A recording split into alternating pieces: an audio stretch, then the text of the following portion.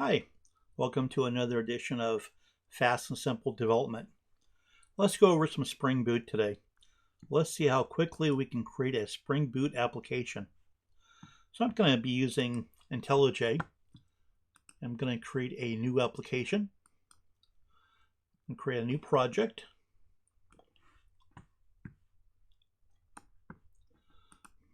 I'm going to call this project Fast and Simple Spring Boot. I'm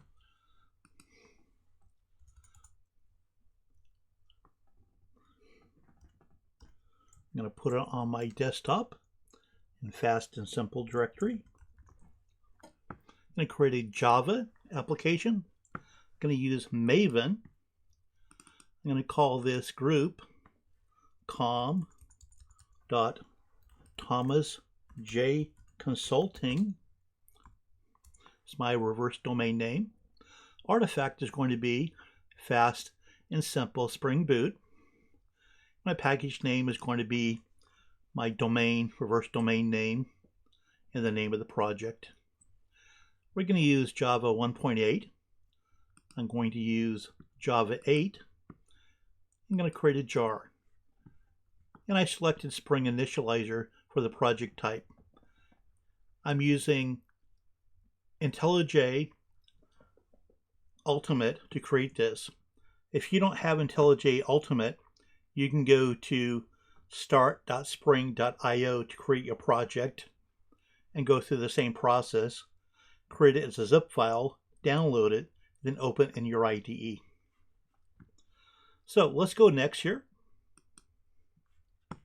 I'm going to select Spring Boot 2.7.7. I'm not going to use Spring 3.0 yet. I'm going to select several options here. I'm going to select Lombok. In the web, I'm going to select Spring Web. For ops, I'm going to select Spring Actuator. And I'm going to create this. And it should open up a project for me in a new window. And here's our project. I have JRebel installed. You may not have that. So I'll close this window.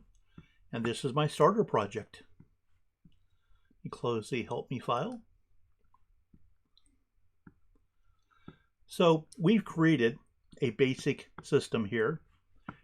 And it's a Maven project. So we have a POM XML. So if we look at our POM XML, we will see in here that we have a Maven project 4.0, and this is a Spring Boot framework, and it's going to use version 2.7.7. So the group ID is Thomas J Consulting. Fast and Simple Spring Boot is the artifact name. We have a version number for the snapshot. This is what we're going to create. Again, the name is Fast and Simple Spring Boot, as I mistyped that, but that's okay. Description. And so we're using Java 1.8. We have some dependencies here on the Spring Boot Actuator framework. We have the Spring Boot Web. We have Lombok. And then we have Spring Boot Test. The rest of it is a Spring Boot Maven plugin. And that's all we have for our POM file at this point. So it generated some code. And let's go into the source and see what it generated for us. Under source main, we have our Java code, and we notice that we have a package name in here, and we can open up the application it made, and this is the standard Java main. So in this application, it's going to instantiate this class and run it as a Spring application. So we can actually go through and run some of this and see how far this gets. I can actually go through and select this application, and I can click Run. And it will actually launch the Spring Boot application. I need to enable some Lombok processing, annotation processing, and it will start the Spring Boot application. And we can see it's listening to port 8080. So great, we have a Spring Boot microservice up and running, and it's listening on port 8080. Although we don't have anything to do here, this is a step. Let's go through, and one of the things I want to do is change the port it's listening on.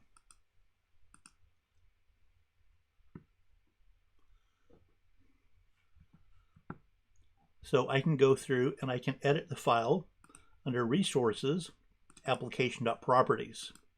And in this file, I can add in here server.port equals 3100. Now I can go up and click the play button again to run this.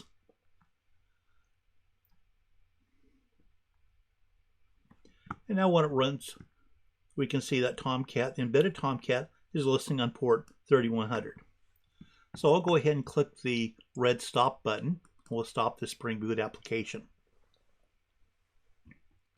So now that we have the basics of the Spring Boot application, let's go through and let's add some API controllers. All right, let's go through and create a controller. So to do that, we're going to go up here and select the package name, and I'm going to right click, new package. I'm going to call this controller. And I'm going to go into that file, and we're going to create something for a user API. So I'm going to call this user REST API controller. And now we have a new class. So I want to make this a REST controller. So Spring Boot, I want to annotate that as a REST controller. And now this is a REST controller. We added a Lombok in here, and one of the things that we're going to want to do is put some logging in the application. So I'm going to add an annotation for that. So one of the things that we're going to want to do in this controller is set up a request mapping. I'm going to use a Spring annotation for request mapping. I'm going to set this to /API/v1/users. So that will be the base for all these controllers. Now in here, I'm going to create a get. So I'm going to create a get mapping. And for now, I'm going to call this get users. Now I need to add some code in here. So I'm going to say public string get users. I'm going to return a simple string that says user list. Okay, so let's run this and let's see where we're at.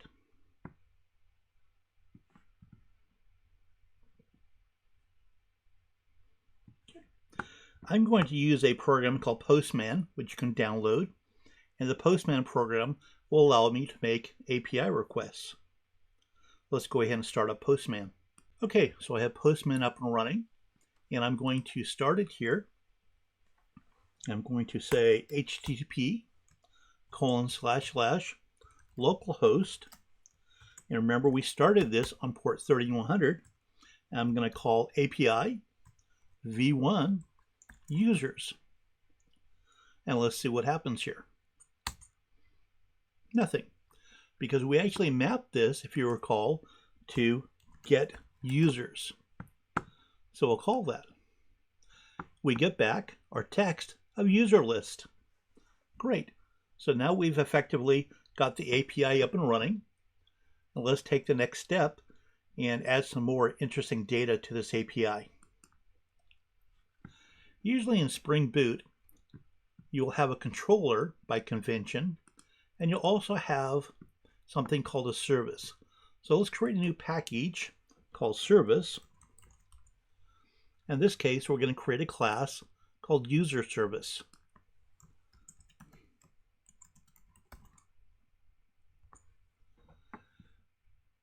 And in here, I'm going to annotate this to a Spring Boot service. I'm also going to add in the SL4J from Lombok, so we can have some logging in here. On this user service, I'm just going to add in, for now, a public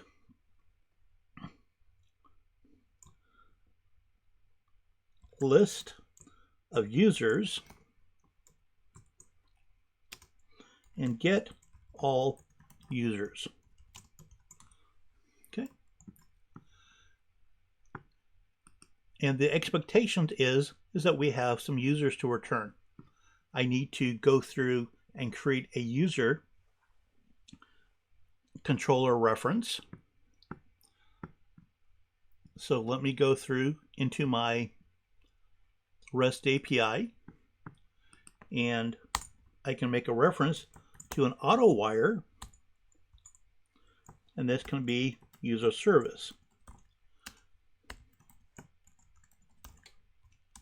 And through Spring Magic, it will actually add this annotation in here. Good.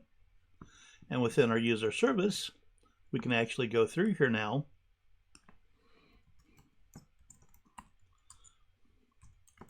we can call get all users.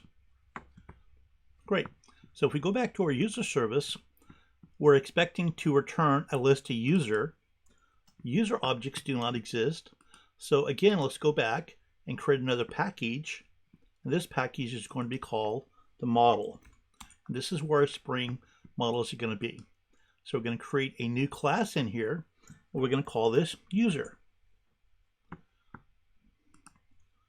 And the user is going to have some attributes.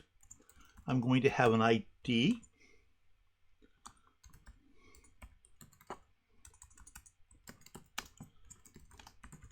And a private string name. And in standard Java convention for Java beans, I need to add some getters and setters. So I'm going to actually go through and create the getters and setters. There we go. We have getters and setters. So now, if we go back to the user service, the users are defined, and I can import this in. List needs to be imported as well, and that's a Java util list. So what I want to create here is a list of users. I'm going to call it users, new array list of users. So now I have an array list of users, and I can simply return that user. But that doesn't add as much value. I probably want to add another user, maybe two users. So I'll say user1 equals new user,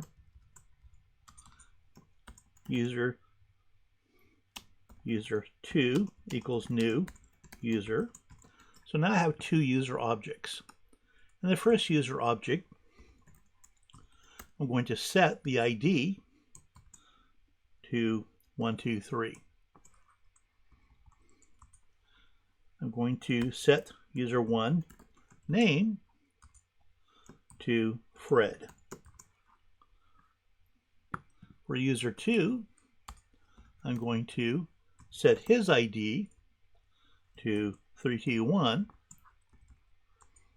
And user2, I'm going to set his name to, yes, Barney, of course. Now I have two objects, and I have a users array, and I can add these. And I can say user1. I can add user2. Now I have two users in here, and now I'm returning users.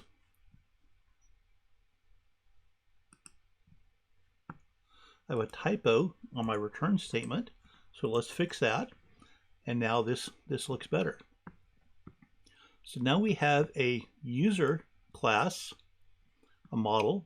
We have a user service. In our API controller, we have get users, and we're currently returning our users. But in this case, this is now a list of user. And we can actually return that back to the API.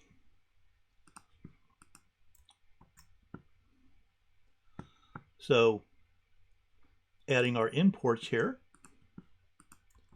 we now clean up the errors.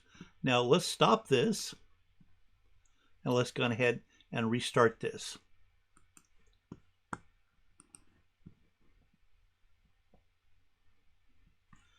And now let's go back to our Postman and let's run the same API call. Great. So we'll see a couple things here. If we go and look at our headers, we'll see the content type is application JSON, as we expect. And so I have some JSON data for the user 123 Fred and the ID 321 Barney, and it is a JSON object contained in a JSON array. JSON arrays are okay, but I think they can be cleaned up significantly. I prefer what's called a named array. And we'll see what that looks like in a moment. And we'll also see that the HTTP status is a status 200. All right, let's go back to our code and let's stop that server running. And let's think about making this user look a little bit better. So in our model, let's go through, let's create another class. And this class, I'm going to call it a user response. And in this user response, I'm going to add into him a private list of users called users. And I'll import that list.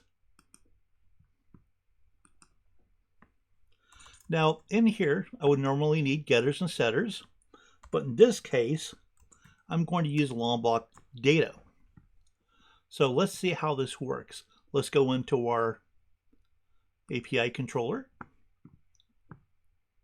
And in here, instead of returning a list of users, I'm going to return a user response. And then I'm going to create a user response object. So user response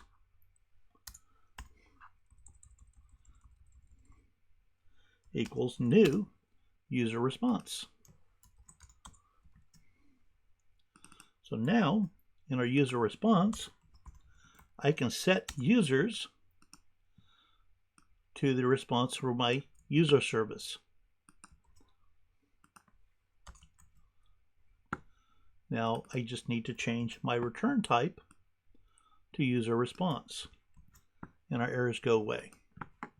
So let's go ahead and run this now and see how this looks. So let's go back to our Postman. In our Postman, we can now see that we have a named array. So instead of just having an array top element, we actually have more context to tell us the user type. And this is important, especially if we want to add additional information in here. For example, let's go through, and we talked about the application properties. Let's add some special values in here. And let's say user magic. I don't know what that means, but it means something. And I'll just say magic. So that's in our property files.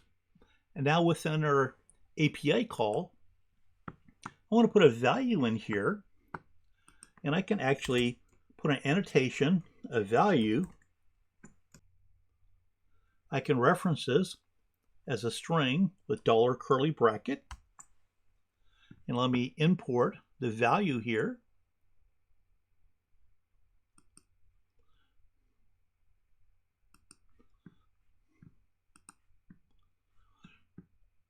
For the annotation.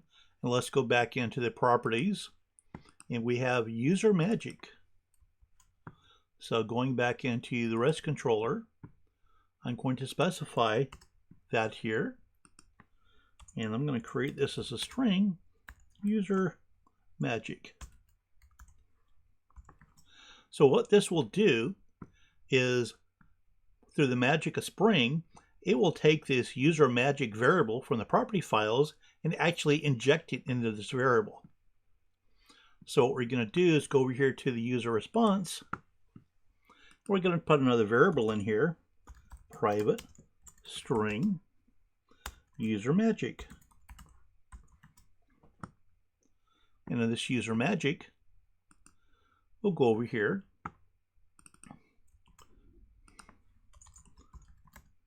and we'll say set user magic. This will be user magic. And let's go over to our user response and let's put something else. Private enter count. So we're going to keep track of the count of the users. So let's go back over here in the array.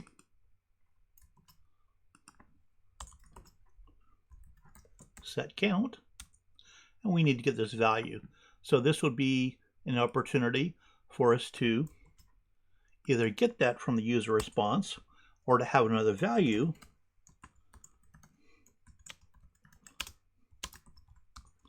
carrying the users and then setting the users in this setter and then getting the size for the count. So now if we stop our server, we restart the server,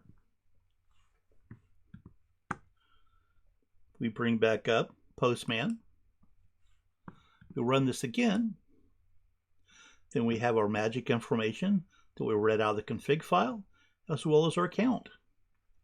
So this is starting to look pretty good. So notice everything right now is at 200. What if, for some reason, we had an error and we wanted to indicate that to the response? Well, right now, we don't specify anything about the response, and there's actually a way to do that with a response entity. So we could have a response entity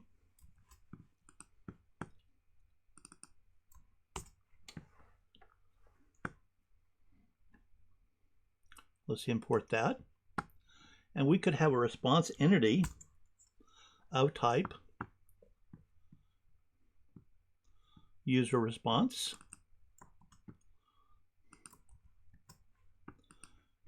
And here we would then return a response entity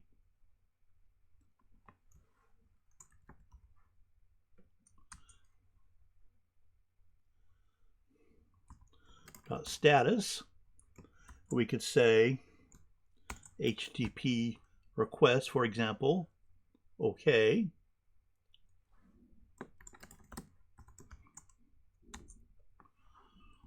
And then we can return the body.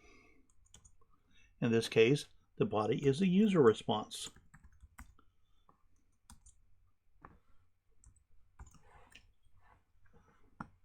So this way, we can actually set different HTTP codes.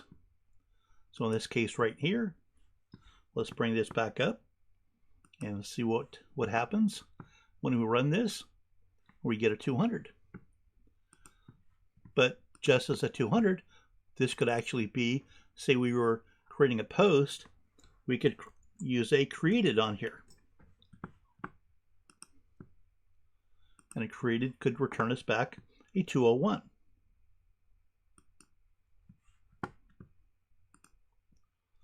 So now we're getting back a 201 status. But let's go back to an OK and leave it at that. But let's say there's a problem and we don't have any data, or there's an error or something such as that. We could easily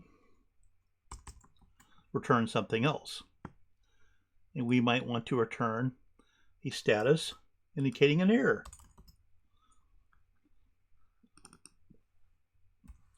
So in here, we might have something, let's say, simple as a not found. So that would be a 404. But notice it always wants a body here. Well, we may not have the body that it wants. So what we can actually do is modify this. So instead of returning a return response entity, we can put a question mark here. And now we can actually have a body of whatever we want. I could actually say in here, not found.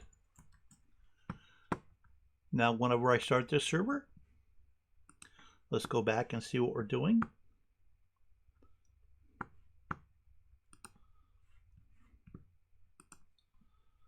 Now I can get a 404 and I see the text message. Or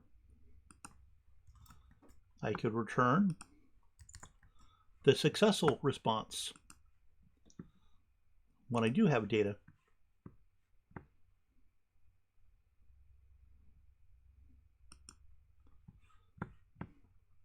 Bring back a 200. So we've created a simple API in just a few minutes. Didn't take very much time at all. And we can kind of go on and investigate a little bit more. One thing that we've done is we added a Lombok in here. And Lombok has the capabilities of supporting the logging framework SL4J. So let's look at the SL4J a little bit. It's not unusual for us to log various things. Let me shut down or close the application. Let me go into the API controller again. We added SL4J in here. I'm going to put a log method in here, log.info. And I'm going to say, get users started. So now that we can see a log message when that method starts, I'm going to come down here and say completed. So we can then stop this, start this again.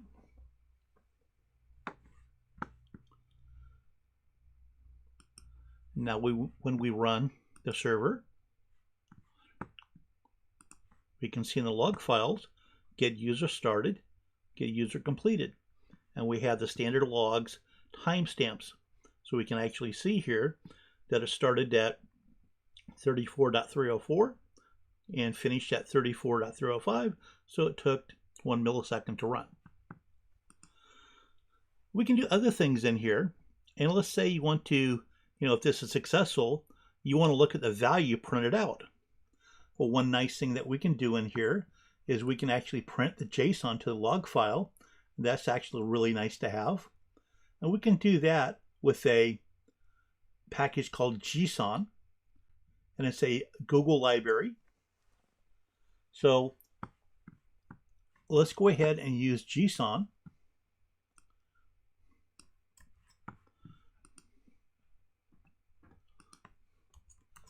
We're going to create an instance of JSON. And the first thing we see here is that we need to import it. Let's try to import it. And it says, it doesn't know anything about it, I have to create it. So in this case, let's stop the server. And I need to go to our POM file. And in this case, I need to load JSON in. I can actually load the JSON by searching for a Maven plugin for JSON. I can search for Maven JSON. And this will actually give me some information about this. I'm going to go ahead and grab a newer version. So I'll grab a 2.10.0. And I can go ahead and grab this dependency right here. I can close this down. I can go into my Maven POM, and let me go down. I'll put it right here above the Lombok. And what I need to do now is right-click on my POM file and go to Maven and select Reload Project. And this will then load the required Maven dependencies. And now went from red to not red. So let's go back to the API controller now. Let's click on JSON, and let's just import that class. Great. Now we actually have the JSON here. So I want to actually create a JSON string. It's going to be a JSON string in this case. And I'm going to call JSON. And I want to say to JSON. And this is going to expect an object. So in this case, I want to get the user response. So I'm going to add a log statement here. And I'm going to put what it looks like. I'm just going to print that out. So let's go ahead and fire this up now. Let's go back to our Postman and run this.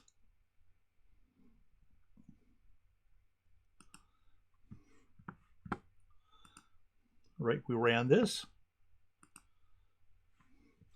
Now we can see our actual JSON on here. And this is interesting, but wouldn't it be nice if we had a better formatted JSON? Well, we can do that. We can change this simple from the new JSON to a JSON builder dot set pretty dot create. This will now create a pretty printing for the JSON. So if we stop this, run this again,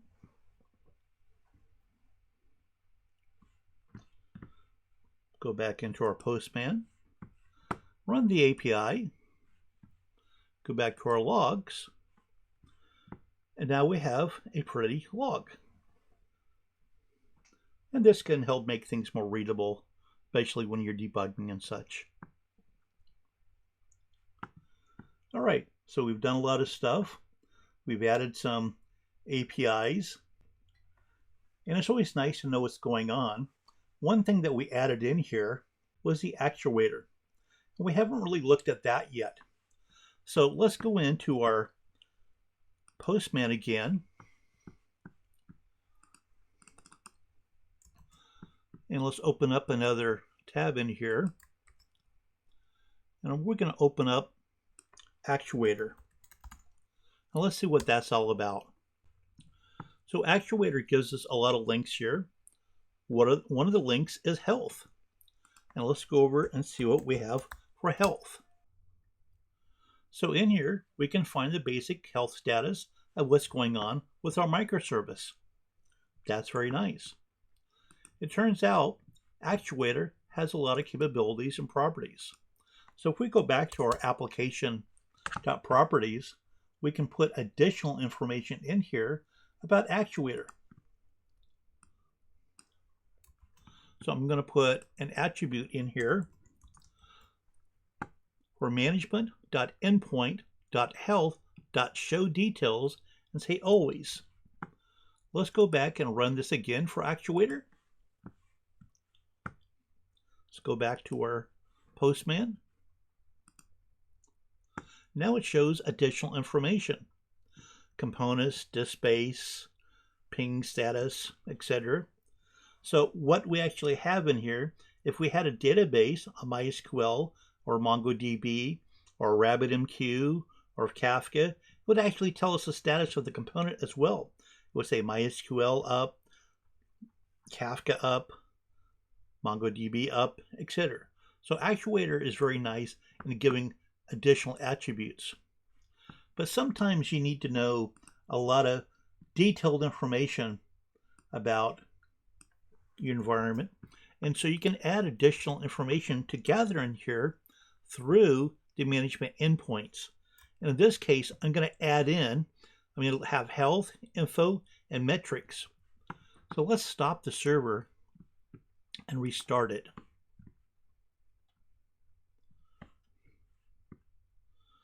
Now let's just go back into this, into the Actuator, and we see that we have a new item in here for metrics. Let's add metrics in here now. And we can get a whole bunch of metrics about this running container. Java, Tomcat, etc. So let's actually go through and let's get the JVM memory. So we can get the JVM memory used. So if I add this into this, now we can see the JVM memory used. So that's pretty nice. Tons and tons of information and all sorts of great stuff that we can get from within Actuator. All right, we've gone through, we've done a lot of cool stuff. Let's look at the user class again, and the user has getters and setters. Well, let's clean that up. And how do we clean this up? We add in here data. So we can stop and start the service again.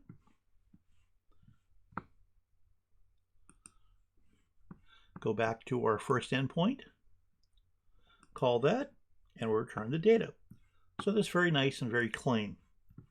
We've added a lot of stuff to our endpoint. We added various return types, and we've done a basic get mapping. So maybe there's a little bit more we can do, and we have not done anything more advanced. Let's do a post type. So let's go back, let's close our POM XML now. We're done with that. I'll leave our application property open for now. Let's go back in the post, the user REST controller. We have a type here for a get mapping. Now let's add in here one other thing, and let's call it a post mapping. And I'm going to call this update user. Okay, makes sense. So I need some code in here. I'm going to say public string update user. And this is going to update one user. And it's going to return a string.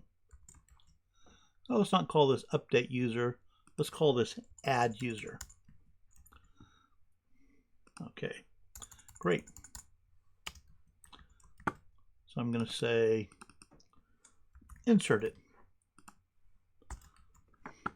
So now we have a post mapping. Now we can run this.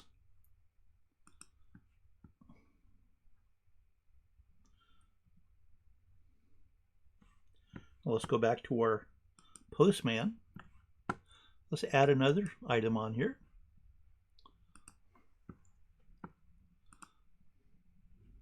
So just like our get user,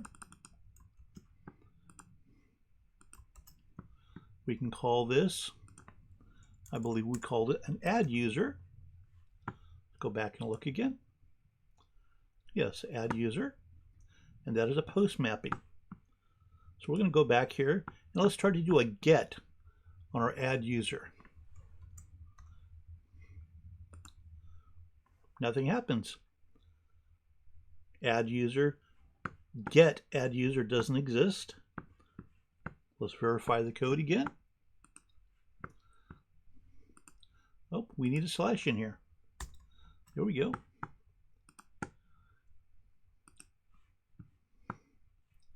Let's try doing a get on add user again. Okay. That's still not correct. This is add user. So I want to say add user. There we go. Method not allowed. That's because we need to use a post. Great. Now, if we're going to post something, we need to have a body. In this case, I'm going to make it raw. I'm going to set the type to JSON. Setting the type to JSON means that we need to add our content type. So I'm going to set our content type to application JSON. All right. So we can go back into the body, and I'm going to send a body of a JSON. I'm going to send in an ID 555. I'm going to send a name, Toby.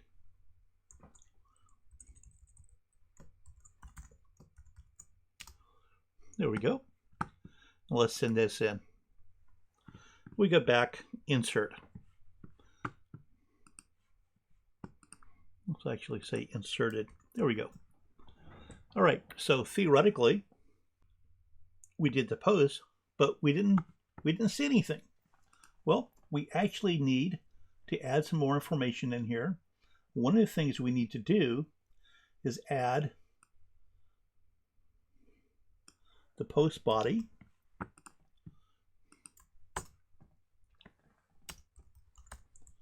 And I'm going to add that with the @body annotation.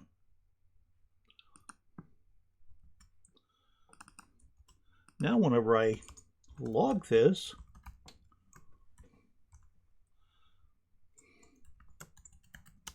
add user started,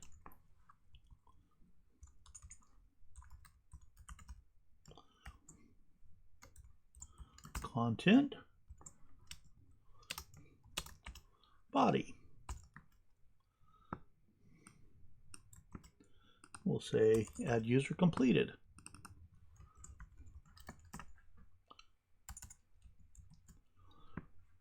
So now let's stop this and let's take a look at this again.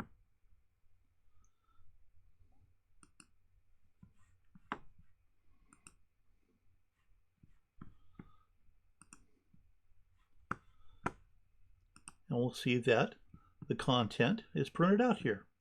And we see it in the log file. That looks good. One of the last things we might want to do is return a 201. If we go and look right now, returning back a 200. So we know we need the response entity. So let's add the response entity instead of string. Now that we're returning a response entity,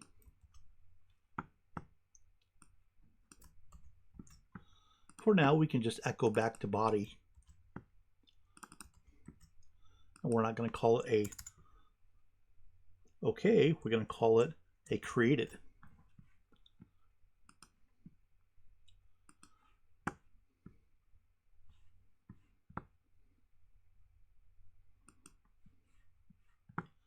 All right, there we go.